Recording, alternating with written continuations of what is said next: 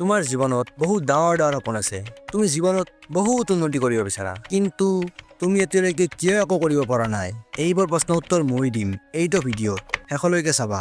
জীৱনত কেতিয়াবা কিবা কাম শিকিবলৈ মন গ'লে সেইটো কাম শিকাওঁতে এই কাৰণতে এৰি নিদিবা যে এইটো কাম শিকাওঁতে বহুত সময় লাগিব। এটা ভাল ফিজিক বনাওঁতে বছৰ লাগি যাব। এটা লেংগুৱেজ, এটা স্কিল, এটা ইনষ্ট্ৰুমেণ্ট শিকাওঁতে বছৰ লাগি যাব। তাতে কি হ'ল? সময়টো এনেও যাই আছে না। তুমি কাম কৰিলা বা নকৰিলা, সময়ৰ গতি ৰৈ নাথাকে। 2024 শেষ হৈ গ'ল। সময়ৰ কথা কিবা গম পালানে? যোৱা 1, 2, 3 বছৰ চকু মুজতে পাৰ হৈ গ'ল।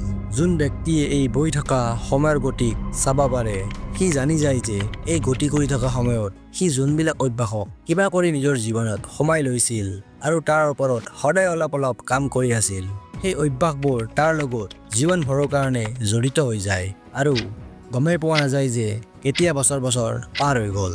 আৰু এদিন সি পিছফালে ঘূৰি চাই অনুভৱ কৰে যে সি কিমান আগত আহি পালে। যিবোৰ বস্তু সি দূৰৰ সপোন যেন লাগিছিল এতিয়া তাৰ বৰ্তমান হৈ পৰিছে। আৰু এটা মানুহ আছে যাই কৈ থাকে এইটো কাম কৰোঁতেতো বহুত সময় লাগি যাব। সেই কাৰণেও সময় গতি চলি থাকে। বছৰ গুচি যোৱাৰ পাছত এদিন সিও পাছফালে ঘূৰি চাওঁতে সি অকল বৰবাদ কৰা সময়ে দেখা পাব। তাক সুধিলে ভালদৰে উত্তৰো দিব নোৱাৰিব যে যোৱা কেইবছৰ সি কি কৰিলে, কাৰণ সি কেইবছৰমান আগতে য'ত আছিল আজিও তাতেই আছে।